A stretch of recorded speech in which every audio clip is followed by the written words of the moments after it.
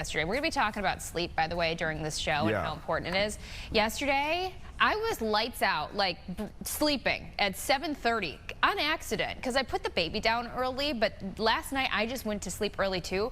You know what? I think a way to embrace this darkness, this sadness in the evenings is just get your kiddos, if you got kiddos, get them started ready for bed at 6:50, okay? Get those kids upstairs, wherever, get them in the bath, and then stick them in their comfies, and everybody just chill. Watch the show, come 7:15, and just go to bed. Wind down earlier, I feel like that's just like it's DNA. like exactly. It's kind of a Midwest hibernation period. Yeah, eat dinner early. Pack it in. I like it. It's a way to embrace it, and I'm not too mad about it. We are going to be, I mean, on that topic, we're actually, that's very specific. We didn't mean to tease that, but we're talking about moms and sleep and how to maximize, because it is hard. I mean, last night was an exception for you because, like, you can't just sleep on demand. Right. You know, you got stuff to do, and also if you're off schedule, it's not like, oh, now the baby's down, I can go down. That just doesn't work like that. It's not practical. And I like how you say,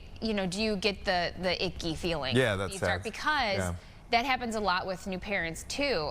You're not weird if the sun starts going down and your anxiety starts to creep up. That is so normal. And so I'm excited to talk about that topic too. Like, how can we avoid those feelings of being worried about the night to come? Indeed. We are also going to be joined here during this hour, the rare political segment on Chicago Now. We're going to be joined by Representative Mike Quigley. He's going to chime in. The House nearly unanimously passed a bill that paves the way for the infamous Epstein files to be released. Senate did their thing as well. So now goes to the president's desk. There's a 30-day window for the DOJ to then release the files. I guess one of the big questions folks are going to have is this going to be a big nothing burger? Right. How much of the files themselves are going to be redacted to protect certain names in there, protect certain victims perhaps? So we're going to sort through that with one of our local congressmen. That is coming up as well. And also, right after this very short break, we are going to be speaking. Did you put any stock in these TikTok diet trends? Like when you hear about one, like what goes through your mind? It depends on what it is. I'm not up on the TikToks. Yeah. I like to hear about it. Of course, I like to hear about it. This one has to do with beans. Beans. Great for your heart. Not good for your gas situation. So we were talking about before. Anthony loves it. I'm not even worried about that. I'm like, if this is okay. So the whole trend is basically I believe. We're gonna dive in, but I believe it's like 2 cups of beans per day. Let's go. Yeah, that's a lot of legumes. This is the whole thing, but you know, listen, I'm Mexican. Refried beans have been a part of my beans, rice, tortillas since I was a kid. Lunch, dinner, baby. It's such a. If I had to eat one meal for the rest of my life, it would probably just be beans, tortillas, and and rice. No way. Yeah, that would probably be it. Do you put like a sauce on it? Yeah, I do put salsa on it. Salsa. Yeah, for sure. Salsa, for sure. See, I don't think my palate is good for that. No? I'm not so interested in that. Yeah, it doesn't. That doesn't sound good. It sounds dry. Like no, when the beans are done right and when the rice is cooked, Maggie, my wife, has just mastered the orange rice. Mastered. It involves chicken broth, actually. I don't know how. Okay. Yeah. Well, maybe I'm just not doing it skillet. Right. Yeah, no, it's good. The beans can be good. Yes, I'm not big of a fan of the beans, I don't think. I've had Caitlin on board. Like a good chili. A couple times a year. I'll do that. Yes. But I also do get gassy, which is not great. So maybe we're very candid on this show. We got a jam-packed hour, as you can tell. We're going to take a quick break, and we're going to launch into things when we come back.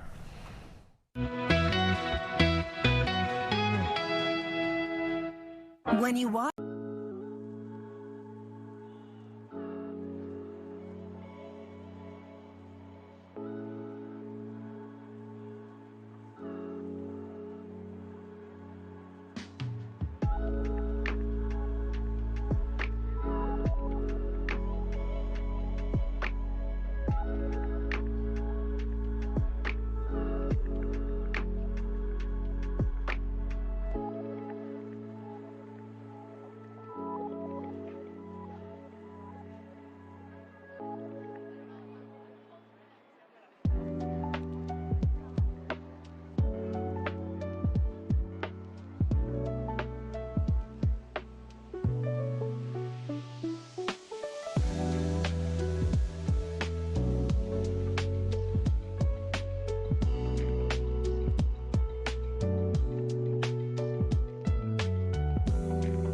been coming on the show forever.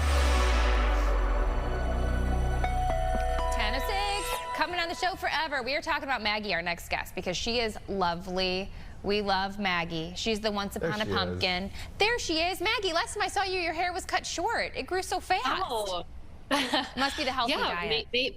Yeah, maybe so. I don't know. I always feel like either it feels too long or then I get a haircut and it feels too short. I get it. I totally get it. Okay, so we are diving in to this TikTok trend for your health about beans. So it's something called Bean Talk. And people are sharing bean recipes that they swear will heal your body and give you a youthful glow. Subscribers recommend 2 cups of beans a day to get the full benefits. So we are talking to registered dietitian Maggie Mihalchek. Thank you so much for joining us. And by the way, again, Once Upon a Pumpkin is her social media account. So we talk about pumpkin in the fall. We hit that hard. But beans, Maggie, what is going on with these beans and why are we so excited about them? Yeah, so this is a huge trend that has been blowing up, and I am happy that beans are finally getting the spotlight that they deserve because they are such a great nutrient-dense, inexpensive pantry staple that are in so many different cuisine types, so can be put into so many different recipes. They're incredibly versatile. Now, the thing with the 2 cups a day, that is a lot of beans, and some of the recommendations on TikTok also say just eat them straight out of the can. I really don't think you need to do that. If you enjoy it like that, that's totally fine. But like I said, there are so many ways we can just incorporate them into different foods that we're eating to reap those nutrition benefits. Okay, so before we talk about those strategies to maybe not just take it out of the can, what is, you said 2 cans a day is a lot, or 2 cups a day. That feels like a lot. We've been talking off camera about some of the other implications when it comes to eating that amount of beans in a day. Is that much, that quantity necessary? I don't think it is because the thing with beans is they are such a nutrient-dense food, and a half cup provides around 8 grams of plant-based protein and 7 to 8 grams of fiber. So that's the thing. If you're eating 2 cups, that is a lot of fiber. And the thing is, most of us are not getting enough fiber. And so to increase it by that much that quickly, you are going to feel the digestive implications. For most people, gas, bloating, you know, things like that. So increasing slowly, especially if you're not used to eating that much fiber, would be my recommendation. And then again, there's so many great ways to do that, to add them to different meals and snacks. Who knew the fiber was the reason you got gassy with beans? Although I do know there's something called Beano or something, I think it's Beano, that you can maybe eat to assist with the gas. Okay, so let's talk about the benefits. I read glossy skin. Is it supposed to make you glow? What other good things come along with beans outside of the fiber and the protein? Yeah, so they are a good source of different vitamins and minerals like magnesium, potassium, fiber, and they are a great source of antioxidants. So I think that is where people are seeing some of the skin benefits, is through the high amount of antioxidants from eating that many beans. But again, I don't think you need to eat that many to reap the benefits. I think that you will start to see some of those benefits just by incorporating maybe a half cup a day or a couple times a week, increasing the beans in your diet. Because again, they're such a great inexpensive pantry staple that can really stretch meals too. You add them to chili, like you said, soups. I mean, it's great for this type of weather. Add a can or 2 to soup to have for lunch, and there you're already meeting that half cup. That sounds very, very reasonable. In terms of, there's tons of different varieties of beans. I know that Maggie, not you, Maggie, my wife Maggie, loves to get the garbanzos and put them in the blender and come up with some kind of hummus. There's obviously the refried beans. What varietals of beans do you suggest to get these benefits? I think any that you enjoy and want to add more of to your diet is a great place to start. So they are all really nutrient dense. Some might have a little more of one vitamin or mineral, but all in all, like I said, they're a great source of plant-based protein and fiber and antioxidants and different vitamins and minerals. So all would be great to make sure you have a can of in your pantry. If you like garbanzo beans, I feel like those are an easy one to add to so many different things. I love making a hummus with them. I even make these chickpea blondies with them, which who knew you could put beans in dessert, but there's black bean brownies. You could even do that. I also like to make a chicken salad, but without the chicken, use chickpeas. So they're great if you want to eat a little less meat too. A great substitute there to still get that fiber and protein. Okay, let's talk about the nutritional value of canned beans versus dried beans. Is there one that we should steer clear of? I do think canned is just an easy, simple pantry staple to have on hand. I think that rinsing is important, especially some of the TikToks, show eating the beans right out of the can. I think, rinse them, add some spices to reap the benefits. But if you want to do dried, I think that's a great way too. But for an easy staple that you can add to lunches or a quick dinner, canned is a perfectly great option. Rinsing and being aware of the sodium content is important too. All right, we're going to take a quick break, but when we come back, we're going to talk more with Maggie about whether this could be just a fad, and perhaps she can suggest some alternatives for folks who aren't fans of beans. We're back with Maggie from Once Upon a Pumpkin after this short break.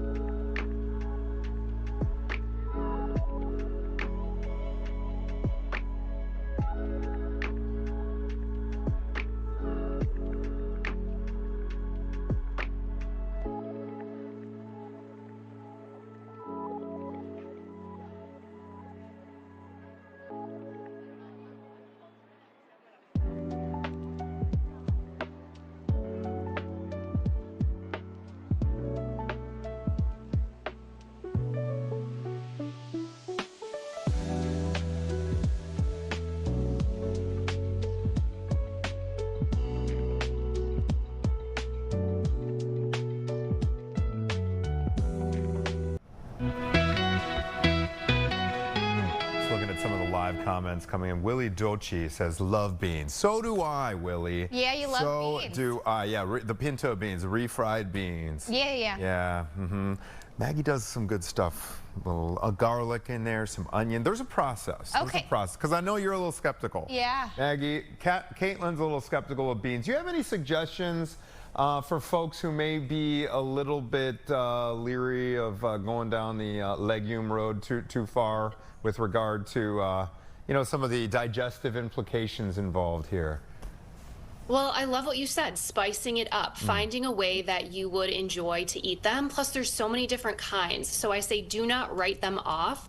Just start small and dabble in with something that you think you might like. So maybe that's tacos. Maybe that's chili, just a little bit of beans and chili to see how you feel when you eat them and if you like them that way. Again, there's desserts that have beans like black bean brownies or the chickpea blondies that I mentioned, which can be a fun way also to get kids to eat beans.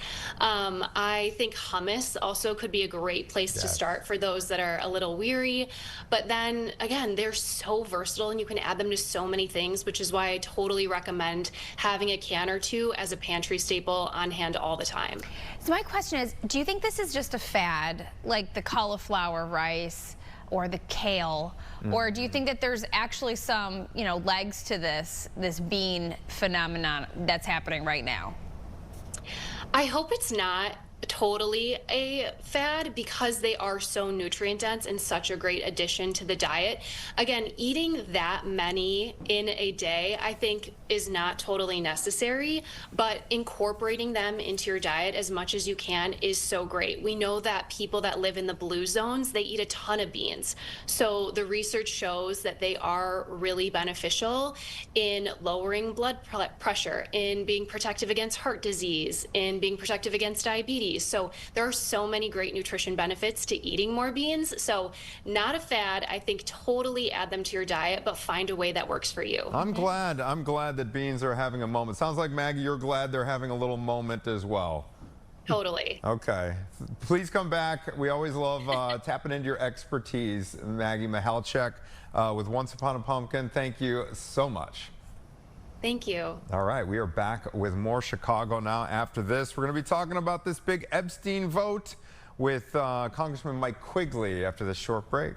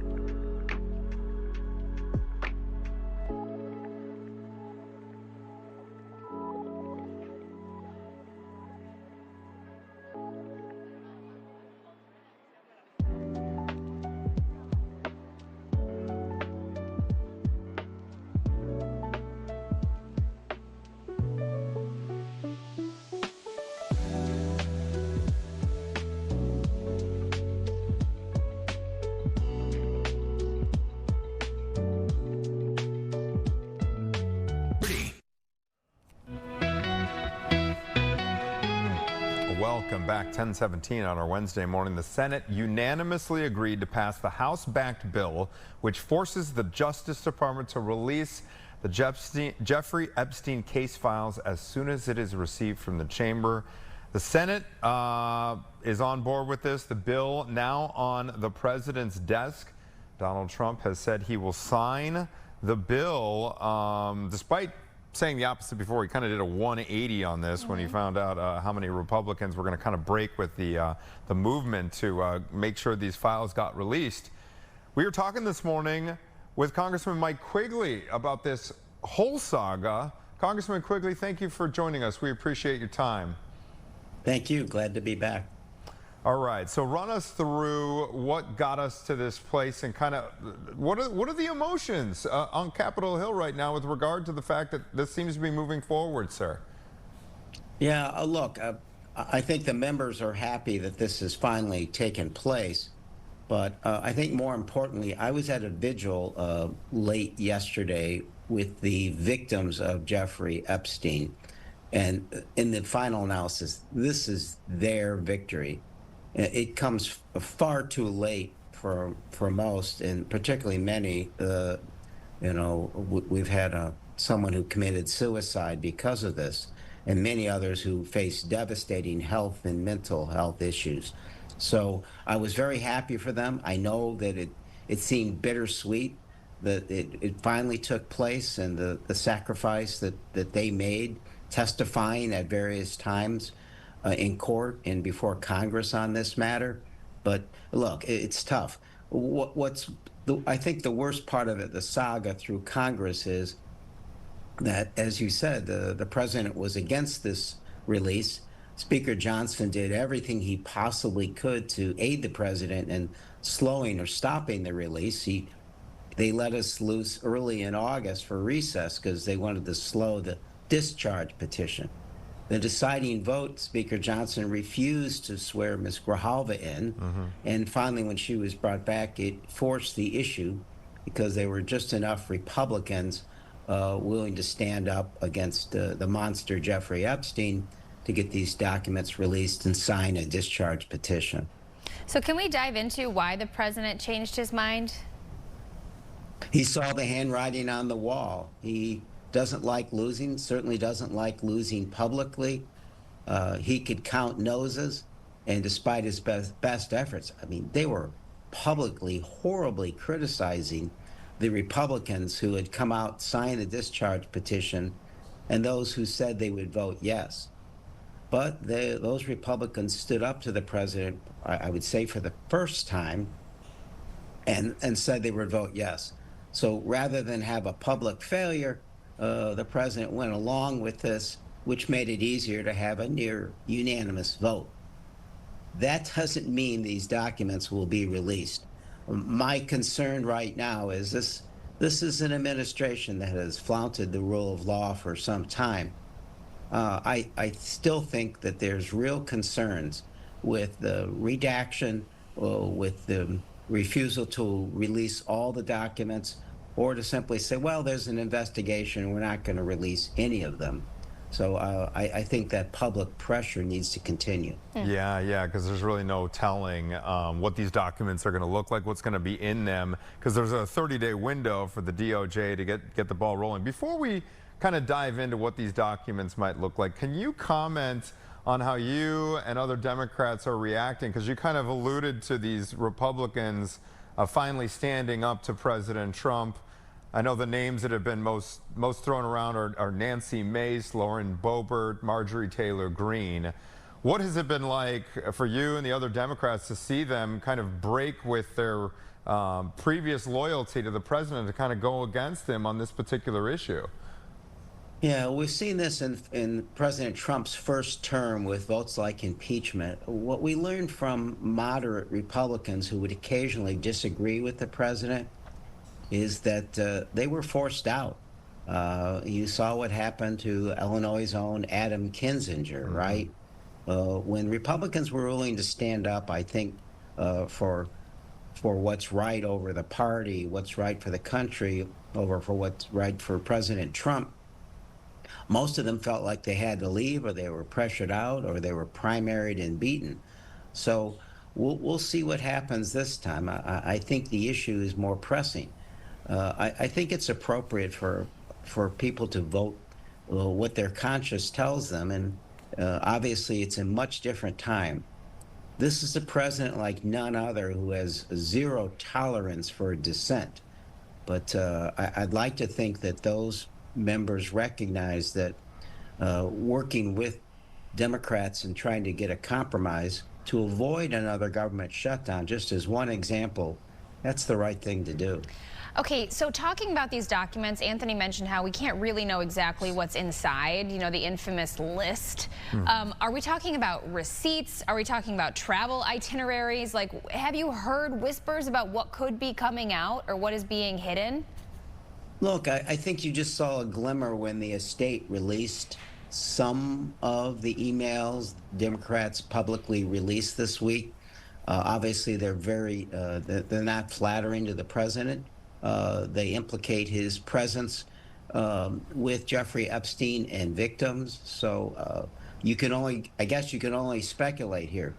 The fact is, Jeffrey Epstein was a monster, a sex offender, a human trafficker, a pedophile, with a conviction for prostitution, and he got a sweetheart deal, and he was allowed to continue this horrific path. Who helped him? Who looked the other way? I think those who were involved with Jeffrey Epstein in these horrific acts, that's paramount. But who helped him protect this, continue this process? Why wasn't it noted? Why weren't there more investigations? How was he able to finance this without the financial institutions being aware? I think that's just the beginning of what we're going to learn. And from my point of view, we need to let the chips fall where they may. To me, it doesn't matter if these folks are Democrats or Republicans. Justice has to come finally for his victims. All right. So we're going to take a 60-second break. We're talking with Representative Mike Quigley about the pending release of these Epstein files. We're going to talk about what the next 30 days on Capitol Hill could look like with all this drama swirling. More with Mike Quigley when we come back in 60 seconds.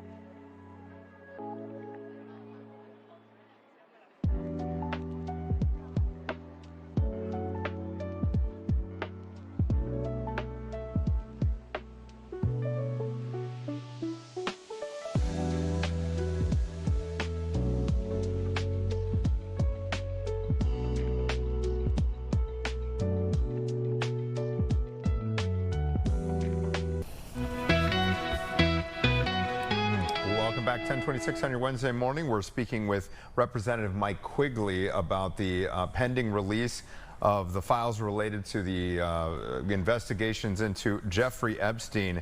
Congressman Quigley, you mentioned the need for pressure to continue on this administration, even over the next 30 days, with so many questions swirling around about what could be included, what could be redacted, what the DOJ could say with regard to the release of these. Hey, we can't release anything because there's pending investigations.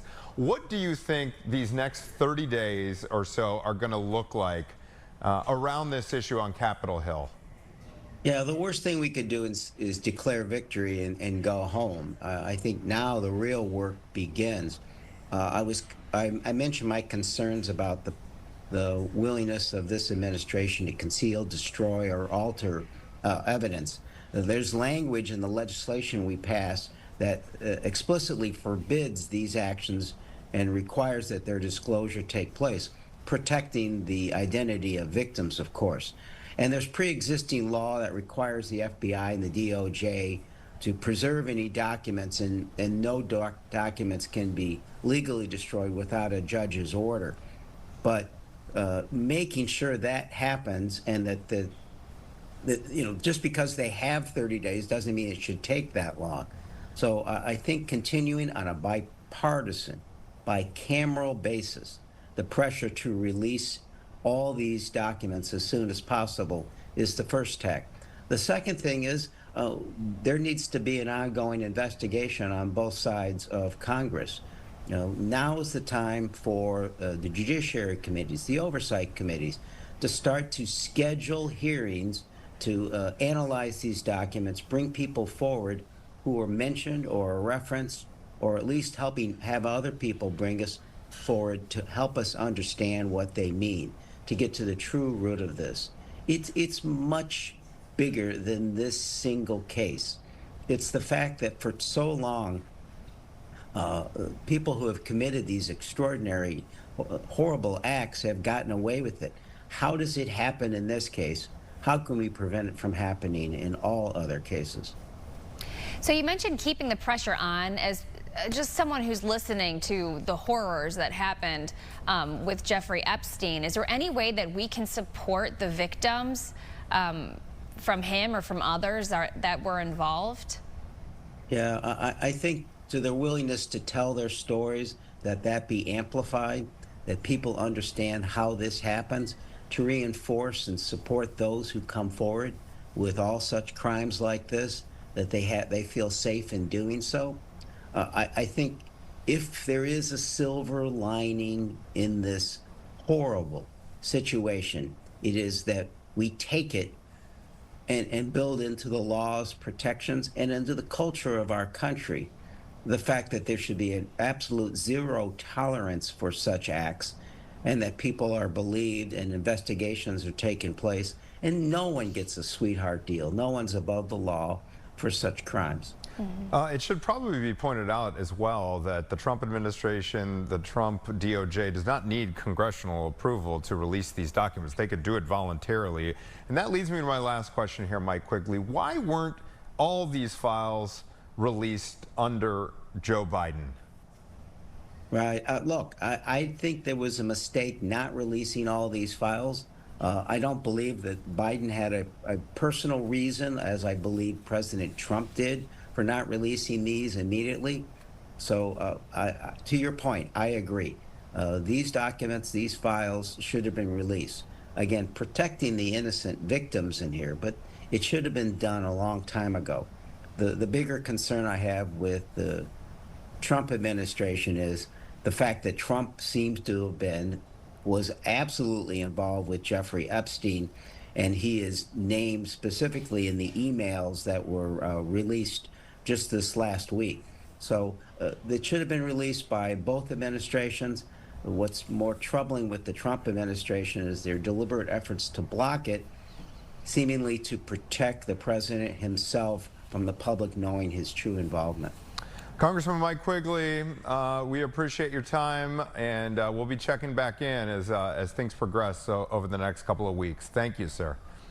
Very good. Thank you. All right, it's 10:31. We're going to take a quick break. When we come back, We are talking about how hard it is to get good sleep, especially when you got a newborn in tow. We're going to get some expert tips coming up on motherhood and sleep from Dr. Lindsay McCullough, a sleep medicine doctor at Rush University. When we come back after this very short break.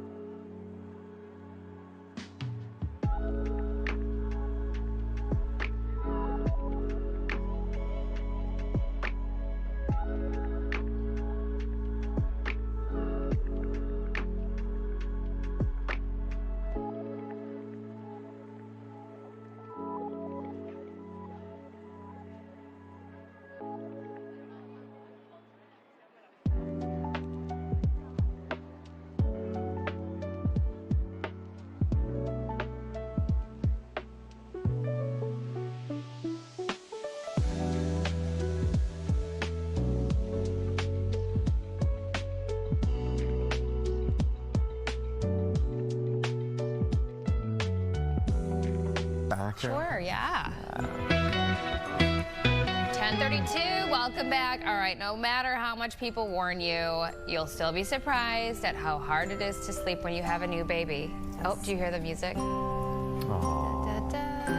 Okay, so we're gonna get some sleep tips from our expert, Dr. Lindsay McCullough, sleep medicine physician at Rush. So I guess we're really focusing on parents, maybe even more specifically moms. Doctor, let's start from the beginning, okay? So our very own Natalie Baumke is pregnant, and we talk about how you can't get comfortable, so this starts even before you have the baby. Oh, yeah. Let's talk about the issues that moms may run into while they're pregnant trying to get some Z's at night. Yes, that's a good point. So women, even in the beginning of pregnancy, they notice they need more sleep, they may be taking more naps, more tired.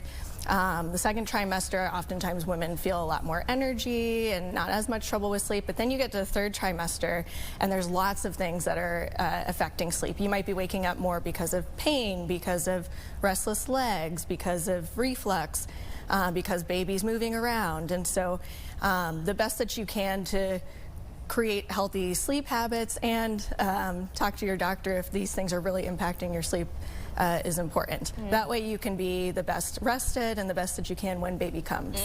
What specifically strategies do you recommend here? Are there certain positions that a pregnant mom in the third trimester should shoot for when they're going to sleep? Certain dietary things they can do to minimize the reflux that you mentioned? Yeah, those are all great questions. So if you're able to not eat too much, excuse me. If you're able to not eat too close to bedtime, oftentimes sleeping on your left side is a little bit better.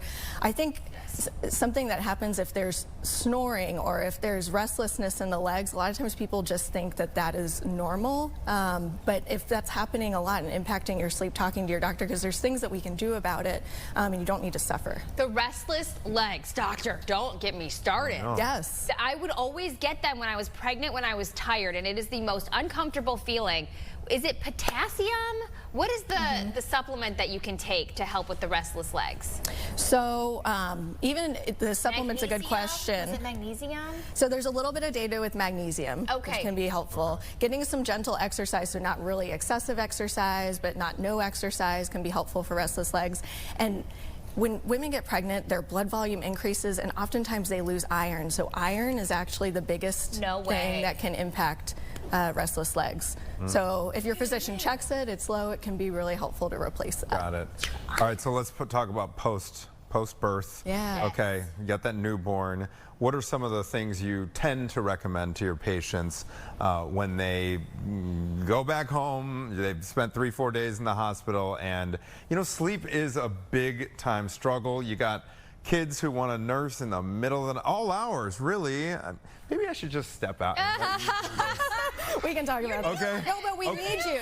We need you because we need the dads to help, right? Yeah. Right. We need partners to help, so delegating some things in the middle, in the night and in the day is really helpful to allow you to get some time to sleep, because babies, up until they're around, 2, 3, 4 months, they don't have that circadian rhythm we've talked about before, that intrinsic sleep rhythm. Yes. So they may only sleep a couple hours at a time, all throughout the day and night. And so if you're waking up a lot in the middle of the night, the dads can help with some of this. Oh my goodness. Okay, so You listening, gents? Yeah.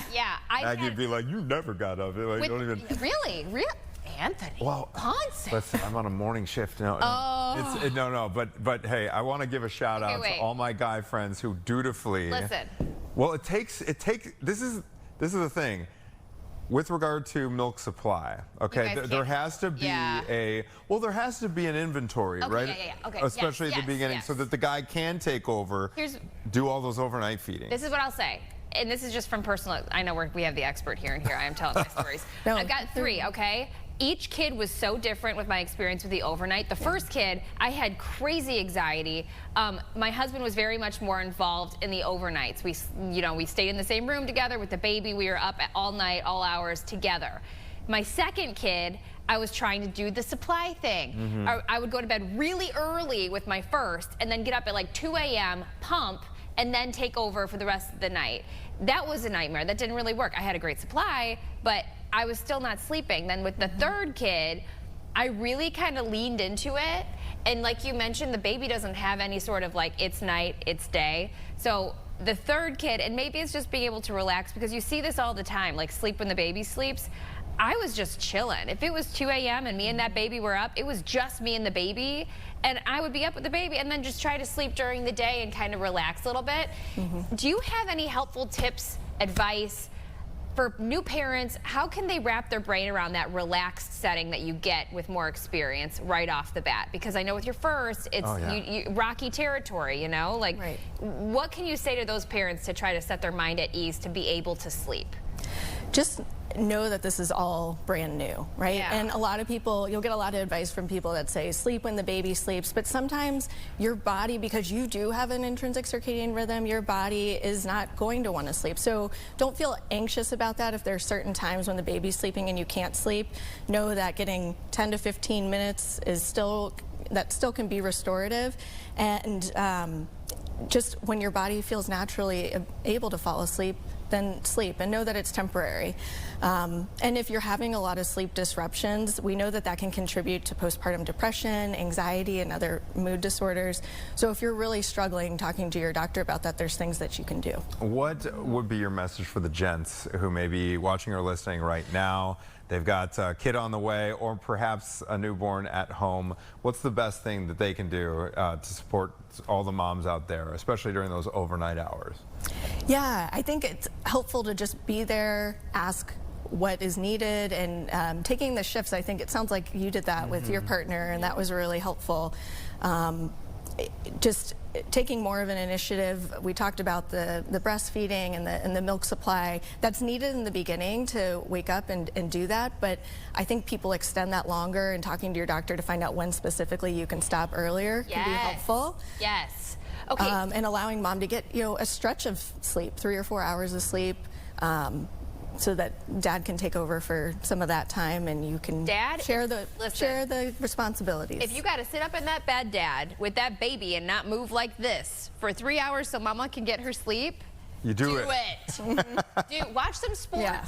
Get some Netflix, have yourself a day, and let the mama get some sleep. Do some laundry. There you go.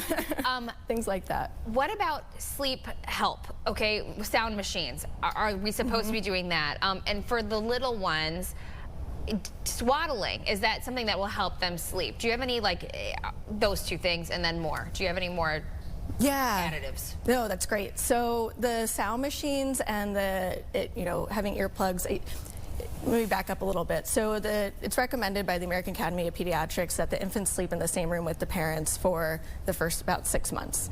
And so when you're doing that, the baby can snort or coo or have these little sounds that the baby doesn't need you, but it can wake you up. So having that white noise machine can help you get some better sleep. And it doesn't, if the baby's going to scream and is hungry and needs you, it's not going to make it so you can't hear the baby sleep. So that's really helpful. What were your other questions? The other things, like the sleep sacks and the we had the thing that shook. had that thing. Oh, you had the cradle thing? Yeah. Well, we bought it used and then resold it after. New. Thank you. Oh, yes. So, there's the sleep market is just booming. With so many yeah, no, different. this is how important it is. So everyone's just like, oh my god. Like, give me some help. Yes. And it's important, like after the 4 to 6 month mark, when the baby does have a little bit more of a circadian rhythm and can help soothe themselves to sleep, the swaddle can be helpful, but just putting them in the crib when they're still awake and not asleep, just drowsy, that way that they're able to learn how to fall asleep in their own. You can imagine, holding the baby once they fall asleep, putting them in the crib, and then they wake up. Oh, yeah, it's like you go to sleep in bed and then you wake up and you're outside. What the heck happened? Right. Yeah. It teaches them early to maybe develop a little bit of those unconscious self-soothing techniques. We're going to take a quick break.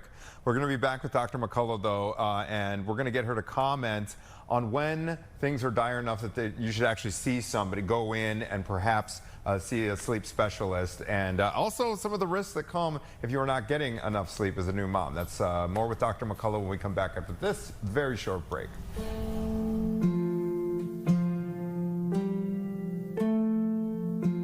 If you're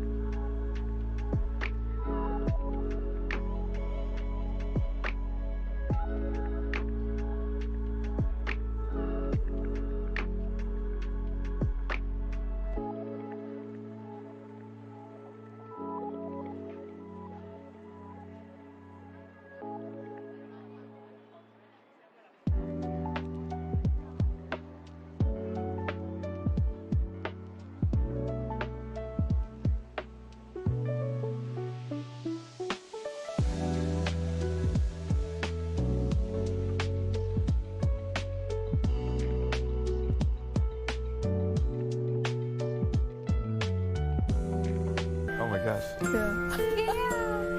All right, welcome back. 10:43. Babies are the best, you guys. I tell everybody to have babies. Caitlin freaks out whenever she's around one. You go into like a different gear. I just want and actually, you're still riding high. You had a newborn. know. You had a newborn. You were cradling a Visited newborn. my girlfriend, Yeah, that's and she great. sent me this video yesterday, and it was like people who aren't moms, how they hold the baby, and then moms, it's like they stick their feet in your mouth. I could just eat them. Eat 'em. Just eat them. Oh, they're so They're cute good. little guys. Okay, so the not so good part about not sleeping when you have a newborn. Anthony mentioned how it can get serious sometimes. So can we talk about what happens when you don't get enough sleep day after day?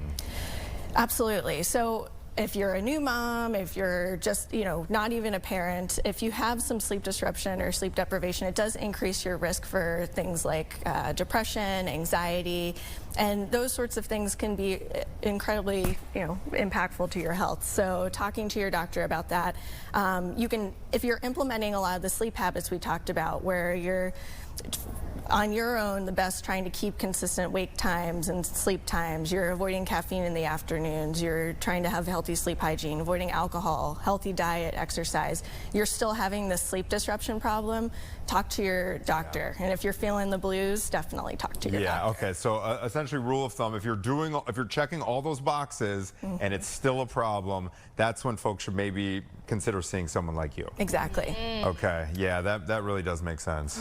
Something that I remembered too, after you have your baby, you're going to go to the doctor, the pediatrician, and they'll give you a questionnaire. And it asks you all these questions, because you mentioned the baby blues. And it asks you very serious questions, like I won't get into it, but it is so important, moms, you got to be honest on those questionnaires. I remember with the first, I told you guys, it was awful. I had postpartum anxiety and depression, just breaking down in tears. Because of the hormones and the change, your whole world changes, and it's a lot. But I encourage you at home, if you are expecting, to be honest, and I know it can be scary. That's what I tell a lot of first-time moms too, is if you have weird thoughts, it's normal, and talk to someone, because it'll make you feel less alone. It's just, our bodies go through the ringer having babies. Dr. McCullough, before we let you go, is there any... Caitlin wants to talk to her all day. But we're out of time here. Are there any resources online or anything that are available that you could suggest for a new mom or an expectant mom that they can check out right now, just to make sure they have kind of the lay of the landscape in one place? Yeah, so there's a great app, if you're able to download apps on your phone, called CBTI Coach. It's free. It has a lot of insomnia resources, and there's in the Learn section, there's a particular area for moms that's been curated by sleep specialists and moms, everybody together. So check that out. CBTI Coach? Correct. CBTI Coach. It's an app. Yes. Okay, very good. Please come back sometime. It's always great to have you. We're talking about melatonin with her this whole last time. Dr. Lindsay McCullough with Rush University Medical Center. Thank you so much. Thanks for having me. Great to see you all again. You too. So all right, good. we'll be back with more Chicago Now right after this.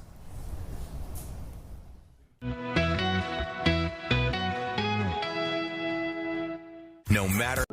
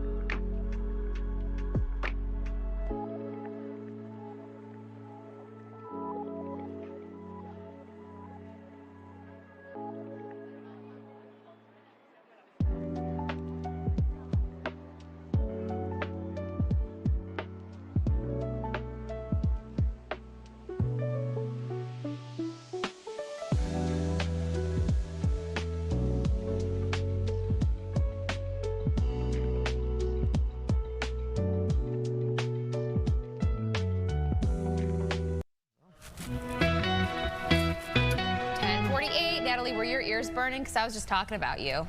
No, but here's the, I wish I had seen that segment in its entirety, but I was making my way up here. Oh, man. Because, boy, that could have helped me out a lot. You know, we're going to have... Well, she also had some words for the husbands about how, you know, we could spring into action overnights during some of these, you know, those overnight feedings. Tough nights. It's hard, though. That's the thing. Like, I remember my husband and I did tag team with Olive because she was not breastfeeding. She was bottle feeding. So I would pump and Ed would feed during the same period. So that was helpful. But when you're breastfeeding, how is your husband supposed? I mean, it's hard, right? Yeah. I mean, you got to do it all there. I just remember like being so exhausted, feeding, and then saying, okay, here. And then giving the baby to Grady to say, okay, now you can change and rock back to sleep, and I'm just gonna pass out. Sometimes it's you just get through it, and it goes by fast.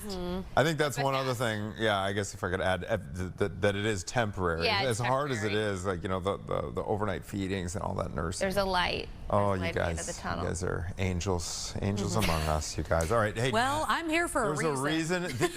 Hey, there is a specific reason you are joining us here on set, blessing us with your presence. Thank you. You have recently paid a visit to the Brookfield Zoo, Chicago. Yeah, so, you know, every Wednesday now, our zoo segments are going to air here on Chicago Now. And so this week, we're going to take you to the zoo to explore an animal that caught my attention a few months ago when I went. I was like, I want to find out more about that cat. And they're like, it's not a cat. Ooh. Take a look. It's a zebra. Okay. No, it's not a zebra. I would know the difference. Take a look. It's one of the great mysteries here at Brookfield Zoo, Chicago, an animal that looks like a cat, but is not a cat. President and CEO Dr. Mike is here to introduce us to the genet. So Issa, our 13-year-old small spotted genet, is a really fascinating animal.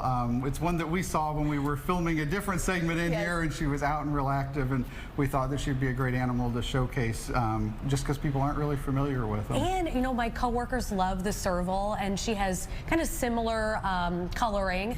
But a little girl walked up and said, look, it's a kitty, and it's not a cat. It's not, so similar in some ways. They're in a family called the Bavarian Bavaridae family, which is the same family as binturongs, which is another animal that we've got here. And people probably have no idea what that is if they didn't see the segment. True. That's probably also a lot of true. unknowns, yeah. yes. But just a medium-sized carnivore.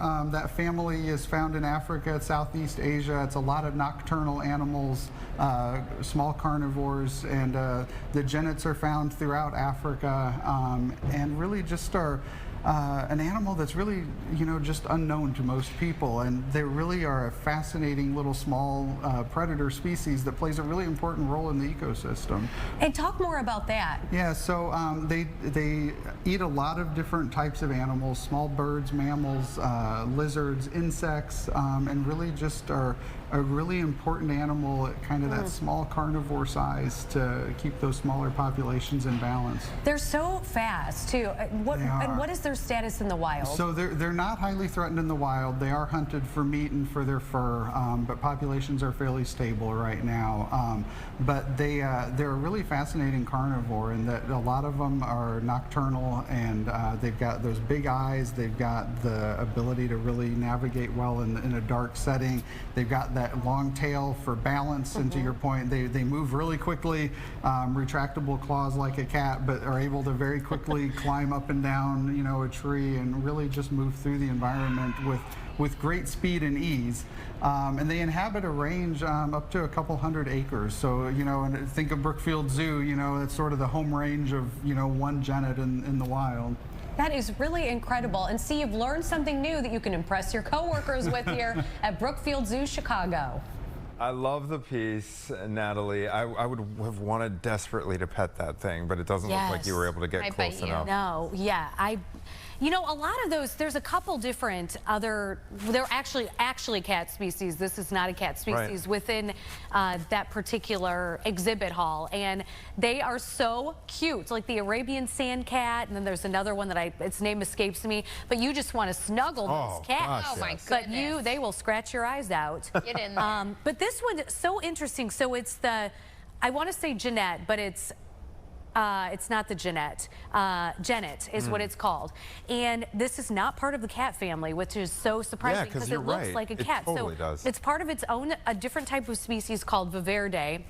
And that includes things like the binturong, which we also checked out at Brookfield Zoo, Chicago. They've got a few of those. And then also the red panda, which most people are more familiar with, are in that same Bavaridae family. So they've got, most of them, a little longer snouts than felines. They're a little less complex overall than cats. And they've got shorter legs. So those are just a few of the... Are the tails longer? That thing looked like it had a long tail. It had a very long tail. Yeah. I don't know if that's across the board of that species, but this one does, because it does a lot of climbing in the wild. Cute little guy. The other thing I thought was maybe it's related to a weasel, but it's not. That's in its own family with ferrets and other things of that nature. What about a raccoon?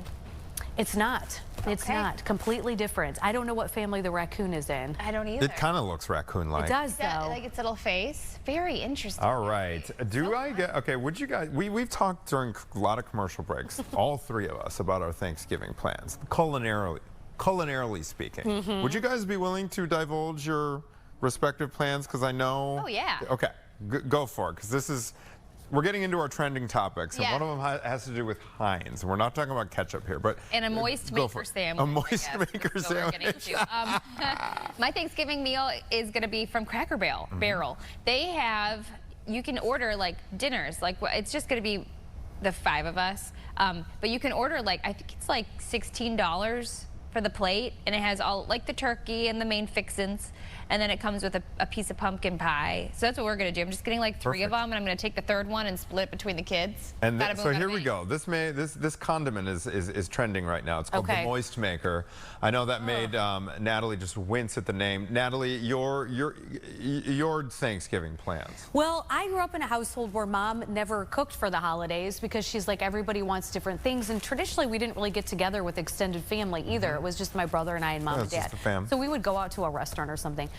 This year, it's just going to be Ed and I. Olive is going to be visiting the grandparents, and so we're just going to order takeout. There you go. So, beautiful. There you go. So here, let's take a look at what Heinz is unveiling this Thanksgiving week. Yeah.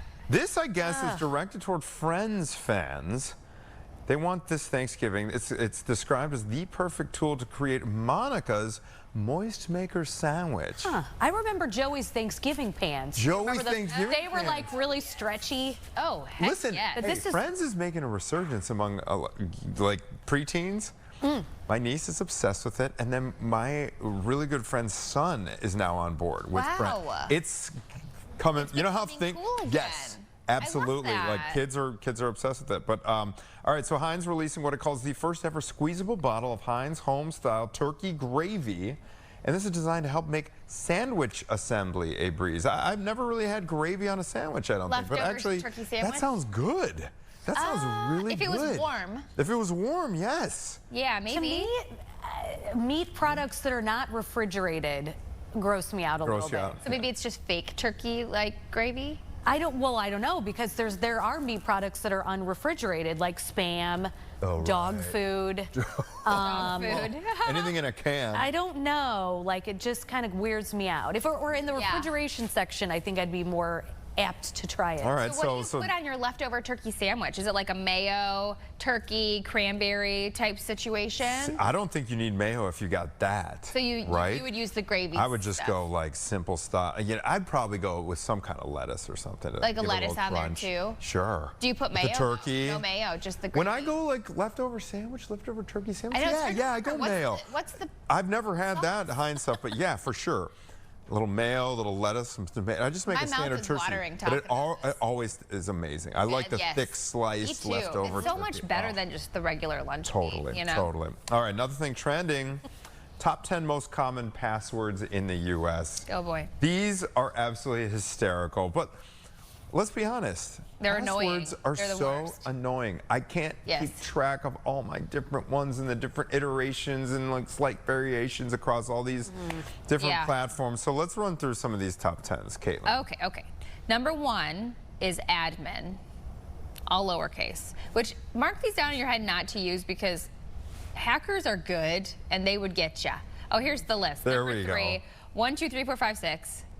Number 4 is 1, 2, 3, 4, 5, 6, 7, 8. These are for people who have to like change their password. They're like, all right, how many numbers do I have to add now? By the way, this does come from an online password manager called NordPass, which analyzed the most common passwords that were found in data leaks. So this is actual, I Wow. mean, this is actual, this is not just, a survey. Right. These are Well, actual and passwords. if you're divulging your password in a survey, that's a whole other problem. Yes. But do you remember, though, with the Louvre break-in, and they were saying their security password was Louvre? Was Louvre. Yeah. People. What? Yeah, Come don't on. do that. Number 2 is password. That's where I'm Not at even with the sometimes, though. fives. You know, you think, I mean, they didn't even bother to make the S's into fives. I get so mad having to think of passwords sometimes, you guys, that I would do something like that. Like, I am so over it. What is going to work? I end up just making a password that's like It's always in a pinch, too. sentence. Like, you have to get into your computer Yeah. right now. You have no time to spare. And so, you know, you just throw caution to the wind. Caution to the wind. The other 5, like rounding out the top 10, it's all variations. That's 1, 2, 3, 4, 5, 1, 2, 3, 4, 5, 6, 7, 8. There we go. I mean, look at this, guys. Yeah. We're really Let's do phoning away in those with passwords and find a new route of how to do Well, Like finger scanning. Finger you know, I scanning, don't mind eyeball. the finger scans. the eyeball your thing. face. Yeah. And not everything needs a password, okay? Why do we need a password on everything? Yeah. Well, you don't want anyone, logging onto that Domino's app and ordering several That's what I'm unwanted saying. pizzas to your house. But I guess But you that can is save your true. credit It's card. Everything has a password. I don't care. Okay. Time for the Wow. password manager. All right, we're coming up on 11 a.m. We got Tia, we got Gabby waiting in the wings here. Back with another hour. Chicago Now after this.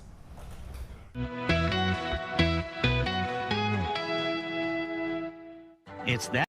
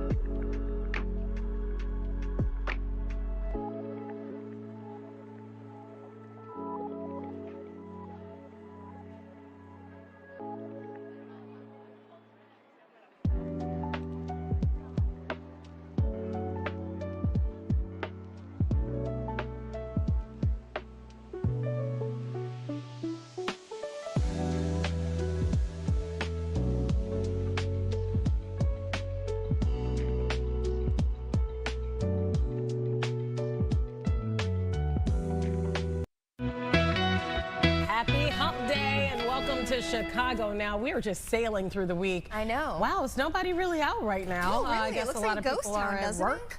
Yeah, they're probably Interesting. working in those buildings right now. Had to hustle and bustle through traffic like this us. morning, just like us. Yeah, we're getting through it though. Well, and hopefully you that's can the sit beauty. back and watch the show.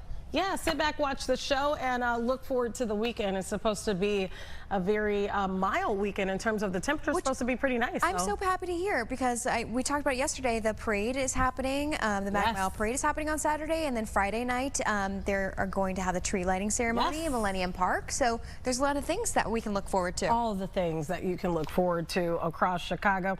This is something that I'm looking forward to hearing more about. Patients at Rush are getting a chance to dance like a Broadway star through a really cool movement workshop. And guess what? We're going to take a live look from the inside during this show.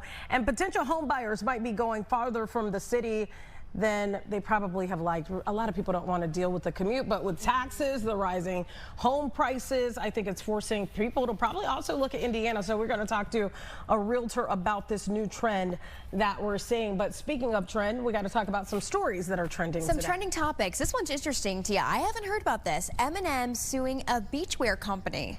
Okay. What? So rapper Eminem is suing an Australian beachwear company called Swim Shady. Obviously, that's very similar to, you know, his term Slim Shady. So he filed a complaint back in September. Now the company has until I think next week to respond to the petition. His lawyers accuse the company of creating a false association with Eminem. Okay. The company told the BBC it would pretty much defend, you know, what they're doing. Let me go look at this website. Well, hopefully we could bring it up. Can we bring up this Swim Shady, guys? Because it is really cute. I will say the company's name was registered back in 2023, but it first launched under the name Slim Shade. Oh, okay. So they know what they're doing. So the brand filed a trademark in U.S. for Swim Shady, a term which was granted. Now Eminem's team is trying to file a petition to cancel it. So that's pretty much the dealio. Yeah, if we can bring that up, it would be perfect because I will say it's a little, essentially, it's a tiny little umbrella, right? It's like a personal umbrella from what I understand. Yep, there it is. So you're laying on the beach. Sometimes you need the shade, sometimes you don't. So it's a little portable one that you can just like whip out. And it is slim, exactly. It's tiny. You know, so I don't get it. Get it? But I think they should stick with the first name. I mean, Slim Shade. Yeah, but I think he could argue that too. Slim Shade is still close to Slim Shady, so both of them to me are questionable. So if he would argue what it's called now, Swim Shade, I think he would argue Slim Shade too. What I will say is I was expecting to fully go to their website and see something that kind of gave me the ideology of Eminem, made me think of Eminem in my head, and that did not do it. Yeah. I guess if he wanted to launch his own brand, you know, I don't know if he wants to launch swim. I thought initially it was swimwear. Until I read further. I could see if he wanted to launch his own swimwear, and here it is, this company now has this name that, you know, you kind of have gone by in some ways. I get it, but I mean, yeah, I think they should change their name. I don't agree with them on this one. I kind of think so too. They need to change their name. But I think it does say a lot that when you go to the website, it's not like it's little hints of Eminem everywhere. No, nothing. Like, the brand is kind of just like its own thing. And you said they came about, they registered in 2023, so as Slim Shade. As Slim Shade. So I guess my question is, was he combative and had an issue with it then? Because I mean, I would have an issue. I think it's just as they change it to Slim Shady. Yeah, I don't know about that one. I'll say that. I mean, he should have had a problem with Slim Shady. I have not heard of the brand. Now I've heard of the brand, I will say. What did you say? Yeah, he could be the spokesperson. Yeah. But they should, I mean, at that point, though, they should give him a stake in the company. I wouldn't want to just be... And he's going to want a big stake, spokesperson. Yeah, especially if his coin name. Yeah. Anyways, that's interesting. But you know what? It made the headline, so people are probably going to buy. Actually, I went on their website. A lot of their stuff was sold out. Oh, so maybe people are buying. It is a very clever idea. It's cute, yeah. Because you don't want to, I know like people go to the beach, North Avenue Beach here and et cetera, and they have to pull out this huge umbrella. Yeah. That's a nice, thin, slim umbrella, easy to carry, so I get it. All right, people on social media are calling out Americans. We do have some bad habits. Tendencies. Yeah, we do. These aren't just bad things. More so what people are noticing is odd, especially if you're from another country. Sometimes they look at us and think, why are you doing that? Here are some examples. Tipping your waiter after a meal. Apparently that's not very common. And you know what? When I have traveled to other places, some places when you do tip, they are looking at you kind of odd. They accept it. Yeah. But it is like more like a why are you doing this kind of thing.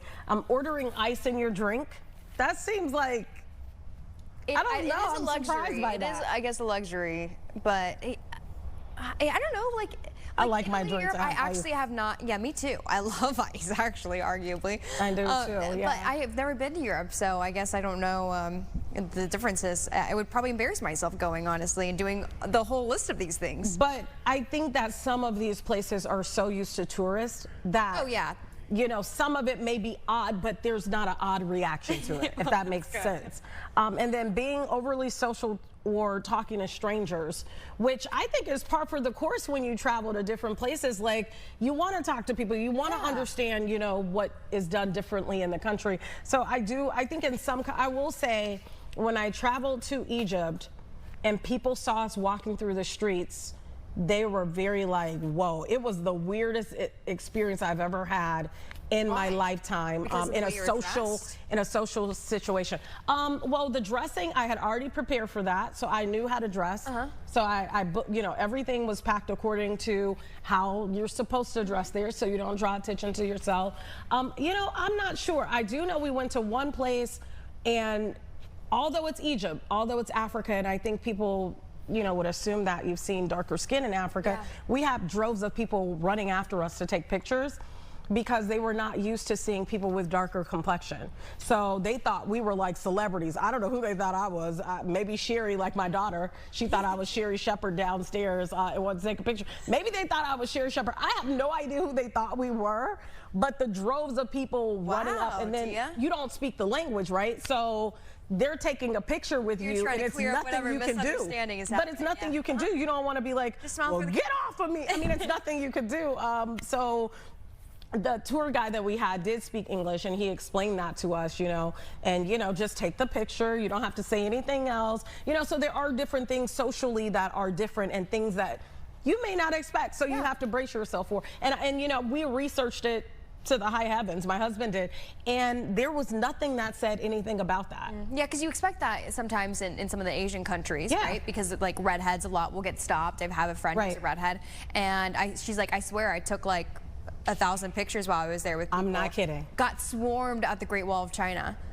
And I was swarmed. We were swarmed. Wow. People were chasing us. Like when we went to go get in the car to leave, I'm like, man, who am I? Somebody I don't even know who I am? Like, this is crazy.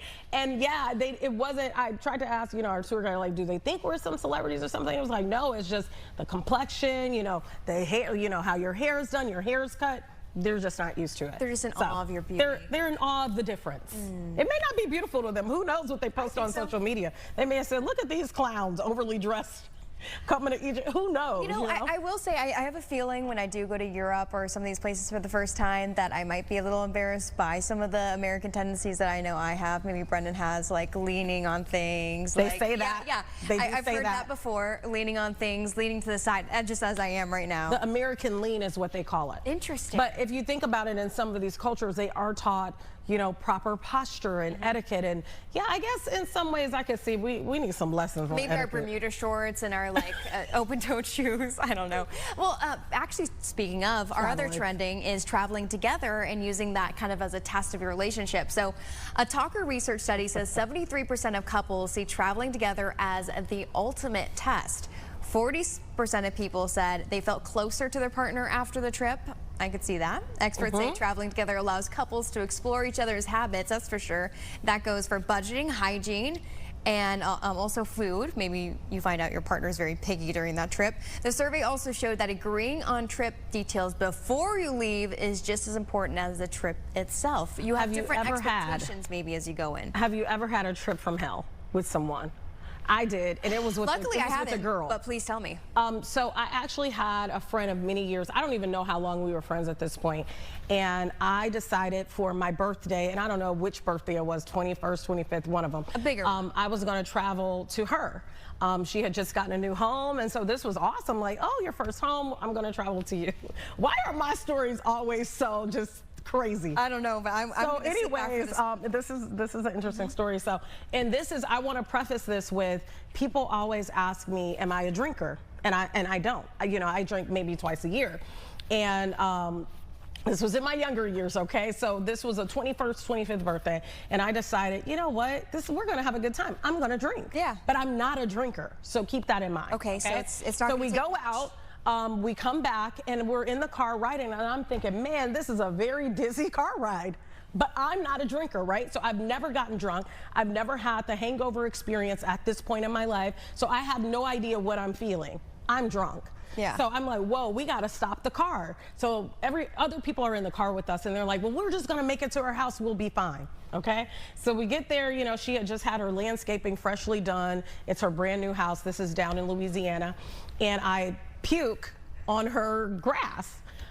She was upset about it. She was so upset about it that she did not want to be my friend anymore. I hosed the grass down, got it all cleaned up. I have not talked to her since. Tia. True story. Because the next day I flew out. You got sick on her. I have not talked.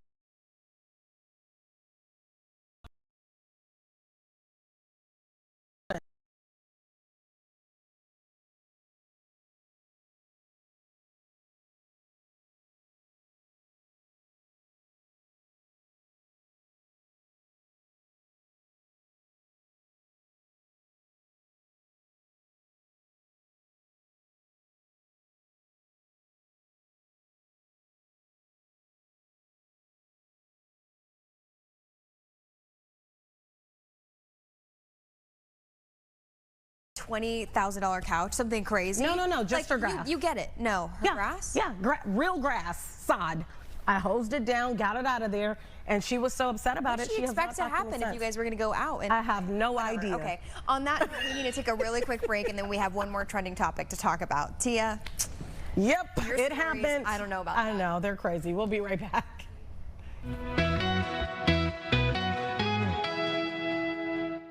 Wait.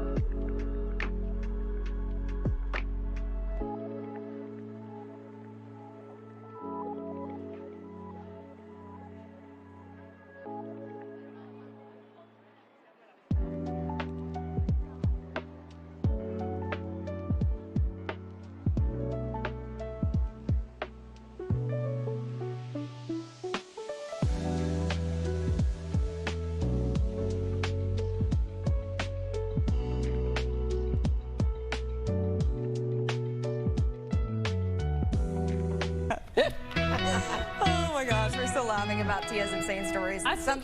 You keep me on my toes. Well, I'm trying to remember in my mind, because it's been so long ago, you know, but I'm trying to remember, was it her new house, her sister's new house, or her parents? Either way. Regardless, it was outside. And I cleaned it up. Okay, so I'm still confused on why you're not talking to me, because nothing else happened, but you know what? It's cool. I got enough friends. Anyway, will you say though, going on a trip with your significant other, it does say a lot about like maybe that person. You learn a lot about your significant other going on trips. You know, I'm one of the people that, you know, it depends on the days, but I don't like my days to be too jam-packed with things. Yeah. You know, some people want to do it all, not me. I want to hit up the spa. Me too. I can do a couple of the things that are, you know, adventurous, whatever. And then after that, poolside. Just give me a swim up pool to the room. Yep. And leave me there. Yep. I think like one or two things planned during the day is cool, and then and then the fun of it is just like winging it together. You I like know? that too. Yeah, you just figure it out. Anyways, talking about relationships too. Yes. This is a test that I've seen trending on social media. It's called the bird theory relationship test. So it's really popular on TikTok. Mostly women doing this to men. Saying what? I saw a cardinal today. So it's pretty much, telling their partner in a casual conversation that they saw a bird today, and they have it, you know, their phone next to them recording, to gauge their partner's level of interest in their small observation. You know, because then it kind of shows if they do react, if they do follow up with a question, that they're engaged with you, they're wondering about their day, they're listening, exactly. So, you know, even something as silly as an ordinary bird. So the partner that passed the test asked those follow-up questions about the bird they saw or offered additional commentary. I wonder, what does it say if they don't respond? You know, I'm never, okay, let me preface this with this. I've never participated in this test, but for some reason, I do always see weird birds. I don't know what it is. But I honestly, I won't say every day, but at least once a week, I see a bird like out of my window or something. What kind in my of house. bird are you seeing? I've seen hummingbirds outside of my house, cardinals. Really?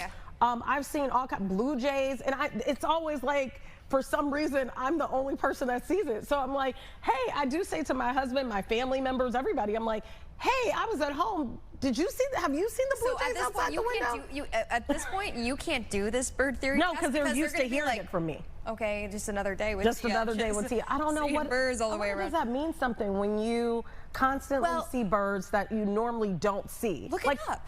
I don't know. It has to have a meaning. I will look it up. It has to have a meaning. It does. But one psychologist says these bids for connection are important. It's the ability to share small and seemingly insignificant details from the day. Bids for connection offer a sense of trust, emotional safety, and closeness with the relationship. Oh, I could agree with that. Yeah, but I got to look up what these bird sightings I feel like you mean. could do the same relationship test with other things too. Talking about, I don't know, car, whatever you might see during your day. What do you think it means to see weird birds? I don't know, but it does. I know that if you see a bald eagle, that's a sign of, like, you know, prosperity, I think, that things are going the right way. Okay, so here's what it says. Okay. If you see weird birds, I put in weird only because these are not birds that you see constantly, you know, all the time. I have to say, I don't know if I've seen a hummingbird really, like, in the Chicagoland area. They're always in Southern California, you see them all the time. Yeah, I've seen them out my window, like in my backyard all the time. So it could be a reflection of a person's internal state, a perceived omen or message, or the result of a viral online meme involving strange bird-like creatures. What? Wait, what? Are they talking about the bird test theory? No, so I have no idea what that means. Or it's AI taking over. Whatever. Yeah, okay. Anyway, those were our trending topics. Hopefully you enjoyed, and you enjoyed some of Tia's stories. But coming up, we're talking about a show that's coming into town, and actually some of the actors in it and the dancers are collaborating with patients over at Rush University Medical Center. So we'll talk all about that right after this break.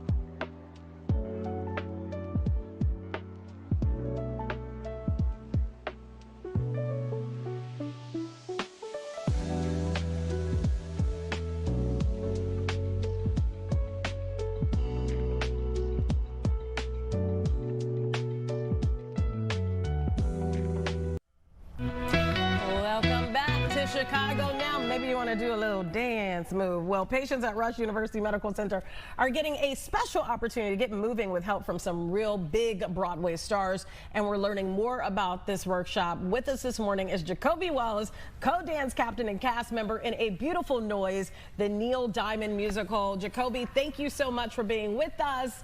And we are going to put you on the spot at some point to show us some of these dance moves. But first, tell us about this workshop and how it incorporates A Beautiful Noise, the Diamond musical.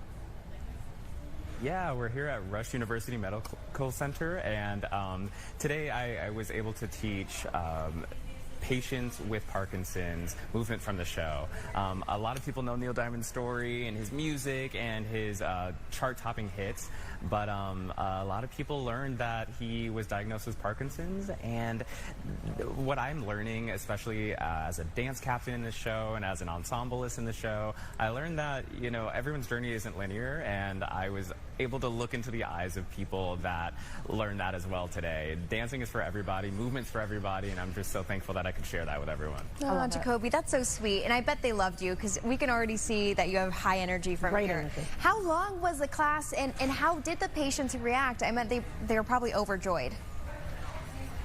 No, it was a beautiful hour of just collaboration. I started the class off letting everyone know that no one in this room is expected to be a professional. Nobody should feel judged or pressured to do anything that doesn't feel comfortable or safe for them.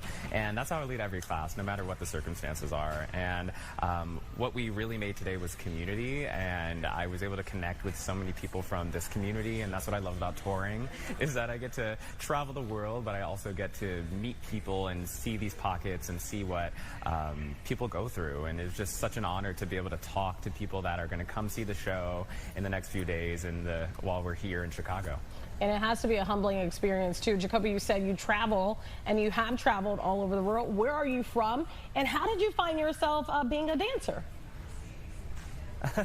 I'm a military kid. I lived all over. My mom was in the Air Force for 20 years, so that means home is a difficult question to answer. But I grew up in North Dakota, and I went to college there as well, and I got my degree in music education.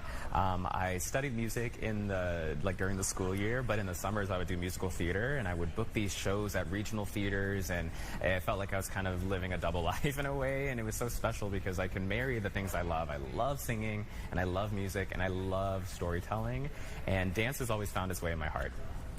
To be a dance captain on this tour is a huge honor, and when they asked me to, at first I was a little apprehensive because that's such a huge responsibility, but it's instances like today that remind me that what we do is important, and it's really special to be able to share the gift of dance and movement with others. Oh my gosh, yeah, that's so great. So you traveling everywhere, have you been able to do a workshop like this in other cities, other places where you guys have been touring?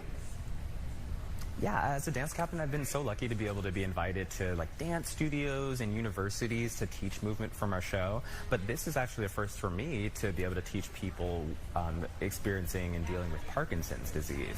So today was a lot about being open and willing to go with the flow and meet the people where they are, and they met me where I was, and it was such a really it was a very captivating for me to be able to encourage people to do things that feel a little risky, let's make shapes, let's dance, let's move and improv, and everyone rose to the challenge, and I'm just so proud to have been able to be a part of it. All right, well, don't worry, you're going to show us some of those moves. We do have to take a quick break, Jacoby Wallace, and we'll be right back. Don't go anywhere.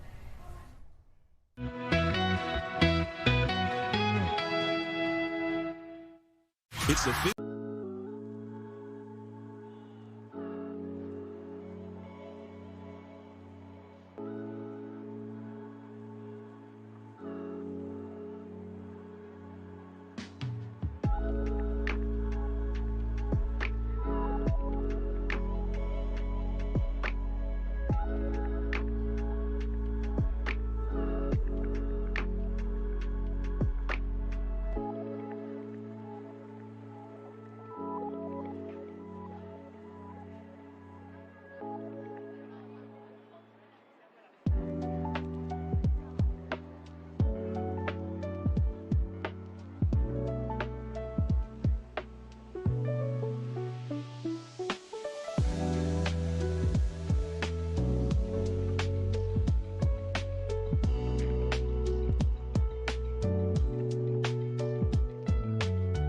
Welcome back to Chicago Now. We are talking all things dance with Jacoby Wallace, the co-dance captain and cast member in A Beautiful Noise, the Neil Diamond story and musical. Jacoby Wallace, welcome back. I do want to ask you, Jacoby, looks like we're ready for a few moves. We've zoomed out a little bit. I mean, I might be. Yeah, I want to see some of the moves that you were able to teach this class today. Just give us a little something. Yeah, so what I taught today was a bit of a modified version of what you'll see right now, but it's from what we do in the show is called the Stadium Medley, and it's this nice, we're backup singers, and we just have this nice little simmer to everything that we do. It's really under yourself. There's something a little more piercing when you can connect with the audience. and give a little, so that's a little taste. You'll see even more with the sparkles and the glitz and the glam if you come check us out at the Cadillac Palace. We're doing it. You can't right see now, us. Jacoby, is that we're trying to follow your dance. Yeah, we're trying to follow you. You know what? But you make those dancers look so easy, and I know that they're hard, and I know that they appreciate your smiling face as you watch them do it. Hey, you know what? Tia and I had a question, because I will tell you, Jacoby, look, as Tia continues dancing, you said you're from North Dakota. I actually went to high school and college in South Dakota, and she was asking me, okay, you know, like, how different is it compared to, like, maybe here? I mean, it is a big difference. You've done it, right? You went from probably a smaller community now to some really big cities, and you're on stage, man. Yeah, you know, I'm truly living my wildest dreams. I remember doing community theater at Minot State Summer Theater in my small town, and I remember a lot of the community members were like, "Hey, kid, you're pretty good," and it's because of that support and that careful attention to me as a young person interested in theater that I'm where I am today. You know, to be able to lead as a captain on a Broadway national tour is still a dream come true. So to be a small town North Dakota kid, military brat, and to be able to travel the world at this capacity and to do fun things like this I don't take it for granted. I have to ask you, I know Neil Diamond is 84 years old, and we kind of walked through a little bit about his health. Have you had the privilege to maybe meet Neil Diamond, some of his family members, as you've gone on from city to city with this musical? Yeah, so we've been so lucky to be able to have Katie Diamond, his wife, come on tour, come on stage, and often she'll FaceTime Neil Diamond from their home, and every once in a while she'll like hold the mic up on stage in front of this audience that had no idea that she or him were going to come, and he'll sing Sweet Caroline with us. But what was super special was that I got to meet Neil Diamond. We were in LA performing at the Pantages Theater, and it was maybe whispered in our cast that maybe Neil Diamond would make an appearance, and you know, he's not performing these days, so to even have him in the audience was a huge thing for us. Afterwards, we were able to get him on stage, and he sang Sweet Caroline with us at our bows, and we got to meet him. I got to shake his hand. He said my name. I have a picture. It's on my Instagram. It's the best highlight of my life. So yeah, we've been so lucky that Neil Diamond's been a part of the process of building the show every step of the way, but we'll take the time out of his own day to come see us and visit and meet and interact with audiences like he loved to do. Yeah, that video went viral. Yeah, that video went viral. We actually watched it, I think, here on the show not too long ago. We were talking to one of the actors, actually, cast members from the musical. You know, I have to ask you, too, because you have a lot of dancing to do on the show, obviously, and knowing that this show kind of takes you through his entire life. So that means different generations, right? Different times when dance has been changing. So you have a lot of different styles that you guys are going through, correct? That's right. While we were learning the show, Yasmin Lee, our associate choreographer that helped set up our tour choreography, she set all of the ensemble that we affectionately call the noise in our show. She sat the noise down and gave us each a dance style of the times, specifically around the 60s. And she's like, I'm going to give you 5 minutes. Look up anything you can about XYZ. And mine, I believe, was the Watusi. Or like the swim, and when we learned it, we had to present it to everyone, and from there we were able to kind of extrapolate different dance styles and as they change. And funnily enough, when I was looking up my dance style, I was finding a lot of videos from Chicago and like how specifically black teenagers were dancing in a way that influence other artists and force them in a way to kind of create music that would cultivate things that you can do the swim to, the things that you can do the Watusi to, you know, things like that were super special to learn and to be able to imbue in our show. And it's always about learning and sharing, you know, what I figure out as I discover more dances and more things that evoke the style. Jacoby, I must ask you, in terms of your career, you know, there are people and children that, you know, their parents are like, okay, this can be a hobby, but this is not a career. And a lot of children have heard that about the arts, you know, dancing, singing. I do want to ask you, in terms of your career, you know, I know you're doing this musical now, but where do you see yourself going next? I was so lucky to have the support of my family right away. Growing up, musical theater wasn't a big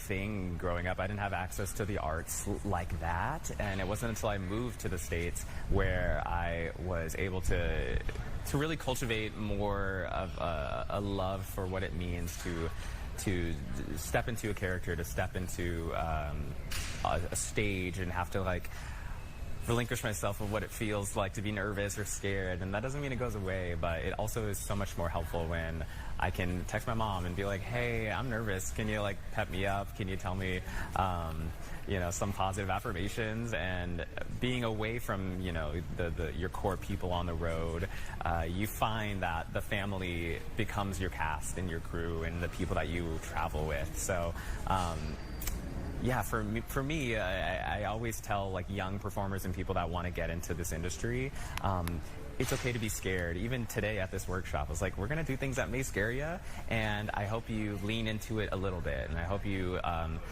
live in what feels like discomfort, because it'll eventually get you somewhere that leads to art, and that's where real art comes, in my opinion. Yeah, well, Jacoby Wallace, I'm sure you are making your mother proud. I was just looking up the tickets for people that want to go. There are plenty of tickets available from starting today. There's a show tonight, so you got to get some sleep. Now that I'm looking at this, there's a show tonight at 7, and then there's shows all the way through November 30th. Yeah, go get you some rest, Jacoby Wallace. We appreciate you taking time to be with us this morning. You have been a whole lot of fun. Thank you so much. I hope to see you all dancing in the audience. Oh, we will. If you come, okay? Thank you so much. Thank you. All right, get see some you rest. later. Bye-bye. Yeah, he has a show tonight. I know, no kidding. Today's the 19th, right? They do so much work. Yeah. Yeah, okay. Today is the 19th. They all run together guys, after a while. Sorry, we do guys. so much during the day. Yeah, Beautiful Noise, the Neil Diamond musical. What theater is it at again? Cadillac Palace Theater, I believe is what it said. So, yeah. You have plenty of time to go see it then. All right, coming back after this break, we're going to talk about home buying and how people are actually going further into the suburbs to choose their spot instead of staying closer to the city. We'll tell you all about it when we come back.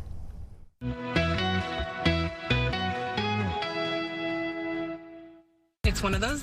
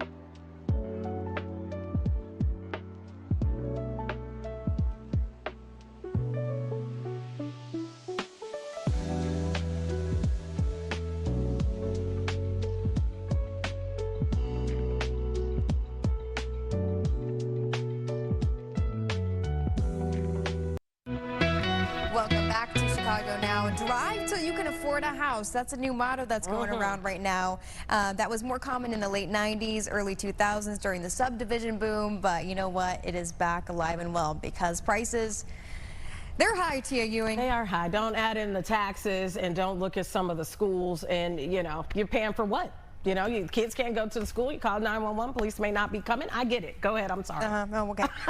We're seeing more clients also obviously looking to live a little further away from the city. Yeah. And joining us to weigh in is realtor Matt Laracy. Matt, I mean, join the conversation here. Have you been seeing more of this yourself? Yeah, I mean, we've definitely been seeing people go much further out than we have in the past. A lot of that is due to affordability. Rising home prices in the Chicagoland area. I mean, some parts of the closer suburbs have hit record high numbers, and that's forcing them to drive even further out. And, you know, they kind of drive till they can start seeing prices that they could stomach and that have, like you mentioned, good schools and kind of fit their lifestyle. Matt, I want to ask you if you think taxes has anything to do with this. And then my other question, in addition to that, is what areas are we talking about? What are some popular spots that people are choosing? I mean, going out of Cook County is definitely a big attraction for a lot of people, especially with that most recent sticker shock that everybody in Chicago got of, seeing how much their tax bills has gone up. And, obviously you guys have done some segments about it, but, the western suburbs have been really popular in DuPage County because you have really, really good schools. And, you get, your dollar goes much farther out there. I mean, like Naperville is a big one. Like, look at Naperville. Naperville, I remember like 10 to 14, like it was good. It wasn't like the greatest thing in the world. And like now it's like Naperville is like huge, right? Mm-hmm. I think it was named like the #1 best suburb there was in Illinois or something. It won some big stat recently, right?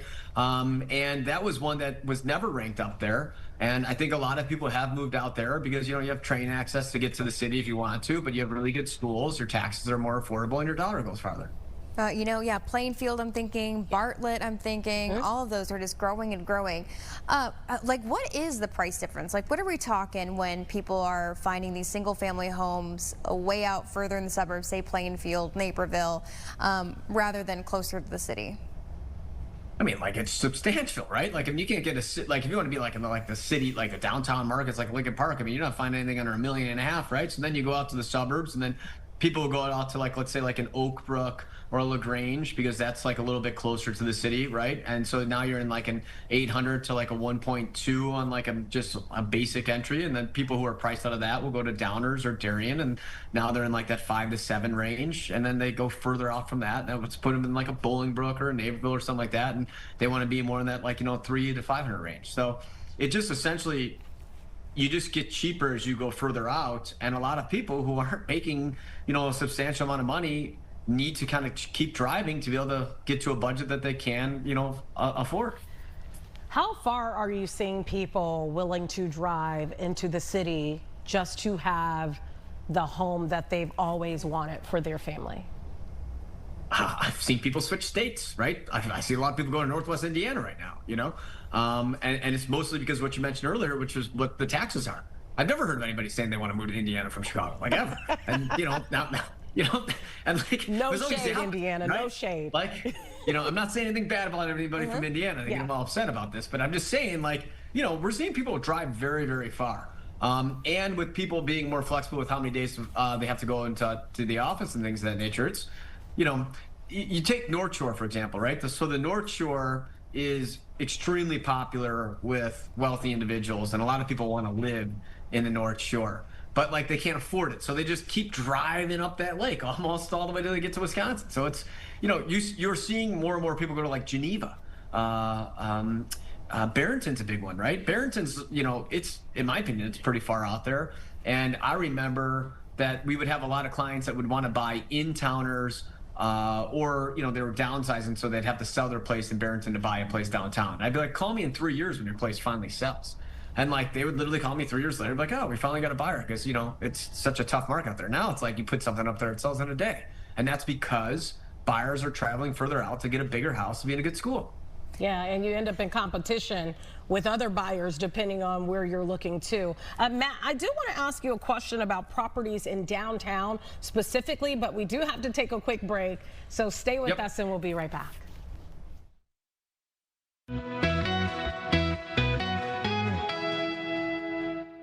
At Ashley.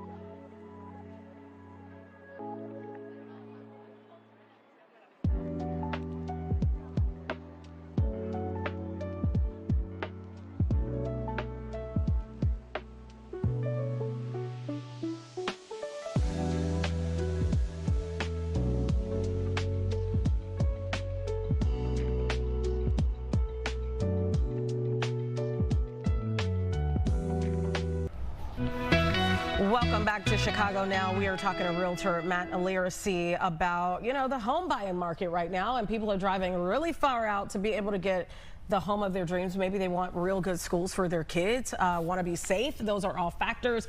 I do want to ask you about the home buying market specifically in Chicago, downtown specifically.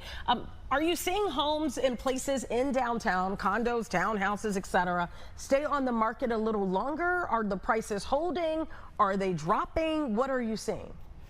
Well, in Chicago, you have a tale of two cities in the downtown market. You have the actual downtown markets, think like Loop, River North, South Loop, West Loop, things of that nature. That's one market. And then you have the outskirts, which is pretty much everything outside the immediate downtown area. So think like West Town up to like Old Irving and like Lincoln Square down to Old Town.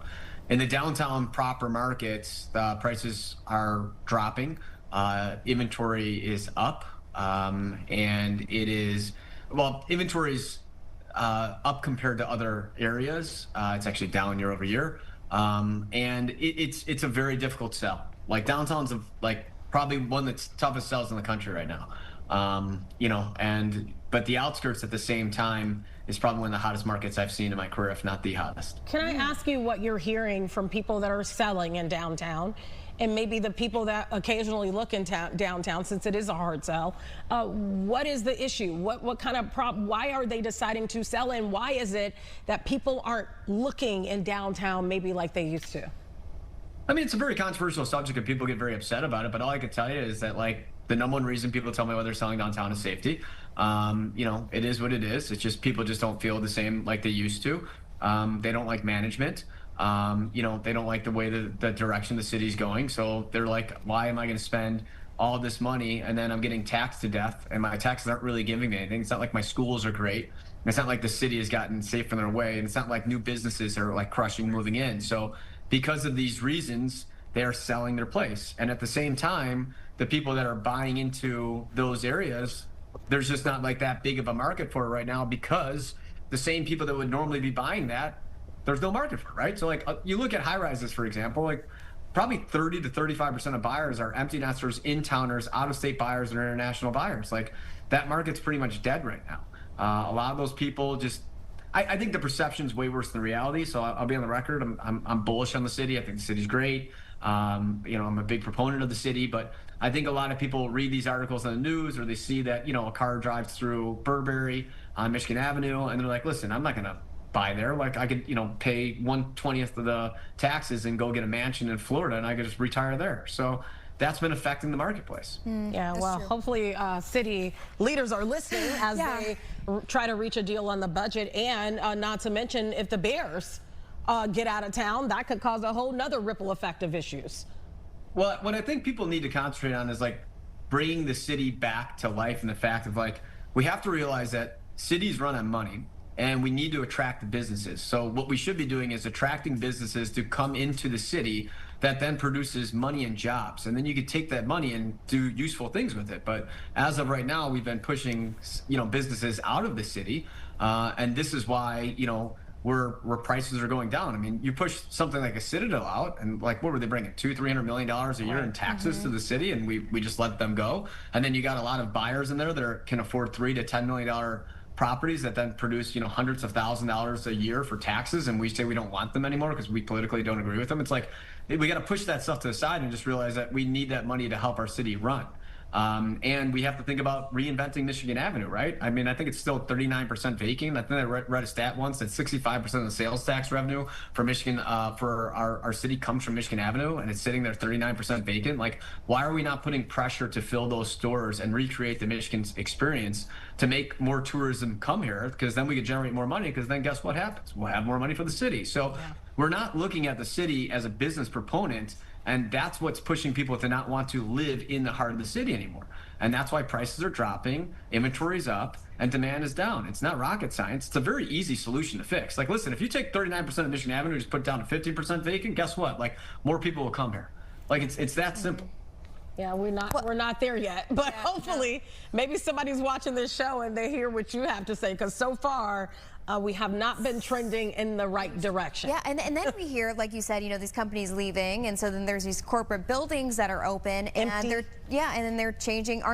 isn't there an effort to try to change those corporate buildings into rentals or maybe condos and into such? housing? But that'll never work. Listen, like the way Chicago code works is you pretty much are cheaper to just bulldoze the building and rebuild it, okay? Because like to go from commercial to residential literally won't work just with the ductwork alone, okay? So like you'd have to redo all the riser systems and all the ventilation systems, and it just would never work. I mean, the reality is we shouldn't be looking to push those into residential housing. We should be pushing those to have businesses come back to the city. We should be pushing those to that State Avenue when you drive down it right now that looks like a zombie ghost land. That should be filled and flourishing with business people there, filling up local mom and pop shops to fill the wallets of them, which then creates jobs, which then creates more money for the city, which then creates a better, cleaner, and safer city. That's what we should be doing. That's what we should be trying to do, which then makes people to want to live in the city again, which then makes, property taxes go down because we have more revenue coming in. It's just simple math the way it works. So when are you running for office? I'll tell you right now, if I ran for office, I would crush it. But, I mean, I have a million ideas for how we can reinvent Michigan Avenue, of how we can bring more businesses in the city. I mean, we have the 3rd largest city in the country. It's got some of the best energy, the best food, the best people, the best sports scene. We have everything we have to offer. We need to just secure it and get the energy back. Like you mentioned earlier, we cannot let the Bears leave. The Bears are a staple. For all the Bears that are watching this, leaving Chicago is probably the worst move you could ever do. You are the Chicago Bears. They should pull a move of what Daley said back in the day, is if you moved to Arlington, you're called the Arlington Bears, not the Chicago Bears anymore. That's our name. But we need them. And we need the sports to keep being here, because that's what makes Chicago, Chicago. Your political video. Yeah, you know what? Just recorded it, Matt Liracy. You can take a clip right here, Matt. Hey, Matt, I love getting kind of like free advice, but someone like, there's a lot of people out there who might think that getting their first house, their first dream house is unattainable, right? Because things are so expensive. I'm going to give you just like some of what my husband and I are trying to figure out. We just got married. We're renting right now. We're like, okay, you know what? Do we want to stay downtown? Do we want to invest in like maybe a condo, a property, or do we want to go and, get a proper house out in the suburbs? What would you say? What's some advice to people who might be kind of going back and forth with those two ideas? I think if you just got married and you're not going to have a kid in the next 12 months, I would say buy for the next 3 to 5 years. Because the reality is that like once you have a kid, everything will change. So the big problem I have with a lot of young first-time buyers that are like yourself is that you guys just got married. Like, we're going to have a family in the future, maybe 3 years, maybe 5. Of course, then you have to see how things go. Like, things can get complicated, etc. So, so then you buy this 3-bedroom, you spend all this extra money for it. You don't use 2 of the bedrooms. It just sits there with luggage and storage. And then when you finally have the kid that you got that 3rd bedroom for, you end up moving in the suburbs anyways and spending more money. So what I say is like, listen, you're starting off your life, keep your bills down, get an affordable 1-bedroom that's liquid, right? Meaning that you could sell or rent it very fast in the future, something that's easy, that's not going to stress you out. That way will give you more money to be able to save for the future, to be able to buy that house when the kids do come, and then figure out, where you are in life in 3 to 5 years. You could get transferred tomorrow and move to New York, right? So like now you got this house out in a suburb that you're never using. So look at it more short term when you're at your age. When you get older and you have kids, look at it more long term, because now you have to think about, well, where are we raising our kids? Where are we going to send our kids to school, etc. But that's a big problem that a lot of people in your position, don't kind of look at. You try to look 10 years out rather than looking 3 to 5 out. Yeah, you know what? That's good advice, because I feel like everyone gives you so much pressure, or you seem to feel like so much pressure because of how things used to be. Well, 2025, we got to start. Things are different. Yeah, and people don't move into homes like they used to and stay there for 50 years. It's boomer mentality. Like, it's the same way, like, you don't look at 30-year mortgages anymore. Like, what I tell my clients in your position, look at like 7 to 10-year ARMs or 15-year ARMs. Go with the lowest rate, because I'll tell you right now, like, you're not going to hold this place for 30 years. And if you're saving 1%, okay, by doing a 7 to 15-year ARM, then do that. Like, because you're not going to be there. But when you talk to your parents are like, well, how could you ever take an arm out? Like, what if the market crashes? Like, you're not going to be here in 7 years anyway, so who cares? Right. Like, just get out of it. Yeah. So, like, you have to think about it different. Like, times have changed. We're not living the same way we lived in the 80s, so why would you take out mortgages or look at housing the way you do in the 80s? You have to be a little bit more forward thinking about it. Well, I know who to call if I need any kind of advice. Honestly, on life, period. I'm calling Matt Liracy. It has been an absolute pleasure speaking with you this morning. Thank you so much, guys, for your time. I really appreciate it. All right, we'll have you back. I know we're going to have you back. I know it. Honestly, probably. All right. Well, thank you, guys. Thank you. Stay with us right here on Chicago Now. We'll be right back.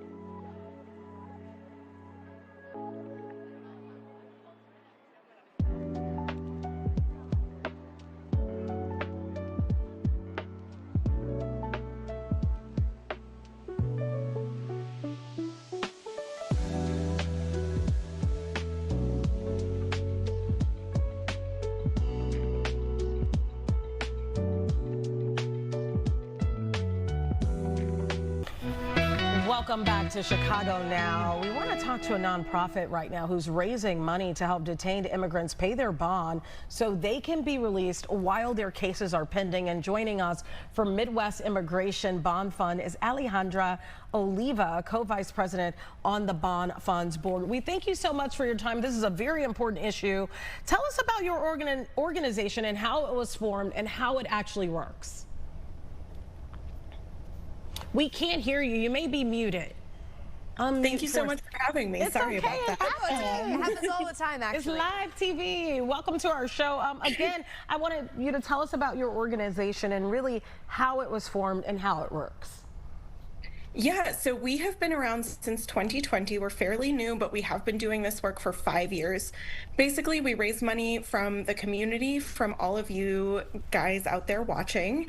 And we get requests into our bond application from people who have loved ones detained, from attorneys who have clients who are detained. And they say, you know, we need $5,000. We need any amount of money to get this person out of immigration detention. Can you help us? And literally, if we have money in our accounts, the answer is yes. So we have bonded out 60 people this year. And the hope with that is that as we continue to raise money, as we continue to get people out, as their cases wrap up, that money ends up coming back to us and we can flip it then and use it to get even more people out. So the number of people that we are able to help, that your donation helps, is doubled, tripled. It can just kind of keep reverberating on. Okay, so you said 60 this year. How does that compare to years past, since 2020 when you guys started? Because obviously things have been really busy, especially around the Chicagoland area. So 60, I think, is close to 3 times, if not a little over 3 times as many people as we bonded out last year. I think one of our struggles sort of early on was being able to keep our bond application open, because if we didn't have money, we would close it. And this year, I don't think it's closed at all. And we've been able to continually keep bonding people out. And we've seen, particularly this year, just a huge surge of interest from the community, particularly in Chicago, in all kinds of really exciting ways. We've had artists, we've had small businesses, we've had just groups of friends reach out wanting to collaborate with us, wanting to raise money for us. And that's just been really, really beautiful to see. I want to talk to you about the bonds because, you know, a lot of people have said, especially when it comes to immigration right now, there are a lot of question marks. You don't know a lot of things. Like, for example, if one of my loved ones, God forbid, got picked up, I could kind of go look up their case, find out what's going on, see if a bond was set by a judge. But we're hearing now, at least in these cases, there's not a lot of information out there. How are these bonds set? And what I guess my question is, are the bonds different? Like, is it like one person's maybe 10,000, this person's maybe 30,000, and is there a rhyme or reason behind the bond amounts? This is a very good question, in part because it's a little confusing and complicated. So, as far as I know, bond amounts are kind of set at the discretion of whatever immigration judge is hearing this case. And so the minimum bond amount is $1,500. That is the least we get. I will tell you that last week we paid off a bond that was $50,000. Immigration bonds are also a little bit different than criminal bonds in that you have to pay 100% of the bond. So when I say that that bond was $50,000, it means that we pulled $50,000 out of our account and paid that bond. As far as I know, it's kind of up to judge's discretion. There is at this point a very specific sort of case that you have to have in order to even have a bond set. And so we are seeing in these cases a very specific kind of person. You can't have crossed the border or entered without inspection. There's all kinds of like qualifications you need to have to even have a bond hearing. And so we have been seeing much, much higher bonds this year. And that's just kind of down to administration pressure on these judges. We also know that different districts tend to give different kind of bond amounts. We bond out people in the Midwest, so Illinois, Indiana, Kentucky, and Wisconsin. but we bond out people who are detained there, and we also bond out people who live here. And so we have bonded out folks from detention centers in Louisiana, in Texas, in districts that tend to set much higher immigration bonds. And so when we are working with some of these different areas, we know that those bonds are going to be higher because that's just kind of how that particular court, how those judges roll. You know, Alejandra, we need to take a really quick break, just a minute, but we're going to have much more with you after this. Sounds good.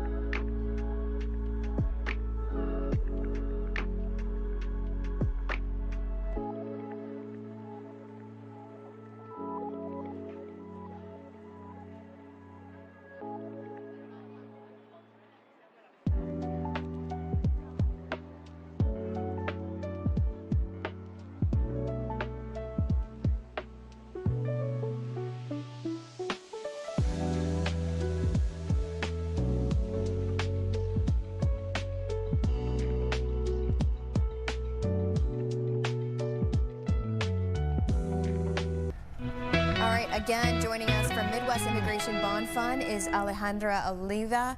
Now, you have a really good question. Yeah, I have a quick question, and we don't have a lot of time. So here's my question to you. Are the bonds higher in Indiana or Illinois, or are both of them high? And then you mentioned that person for $50,000, that was their bond. What kind of, maybe not getting into the specifics, but what were they taken into custody for? That's a lot of money. It is a lot of money. So we, a lot of people, as we've seen kind of around Chicago, are just picked up for walking around and looking Latino, looking brown, looking black. And I think that that has been a real trend that we've seen so far. These are not necessarily arrests in the criminal sense. They can be, you know, people who are picked up just going about their daily lives, as we've seen. These are people who are going to work or at work. It can be all kinds of things, not necessarily because there is a criminal element to it. But that's a lot of money. But $50,000 just because you're, I don't even understand that. I do want to ask you this real quick. I don't either. Anyone watching that wants to find out more, what website can they go to? We got 5 seconds. Yes, we are at mibfc.org. All right, we thank you so much. Thank you so much. We need to spend much more time with you next time. But thank you everyone for watching on this Wednesday. Congratulations, you got halfway through the week. Yes. We will see you tomorrow on Thursday, Friday Eve. See you then. Mother.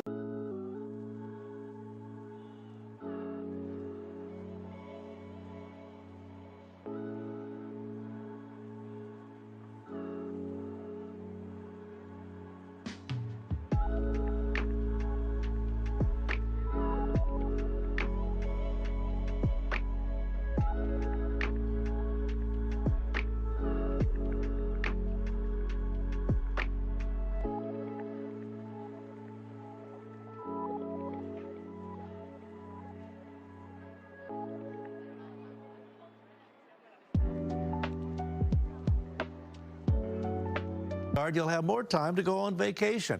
Be one of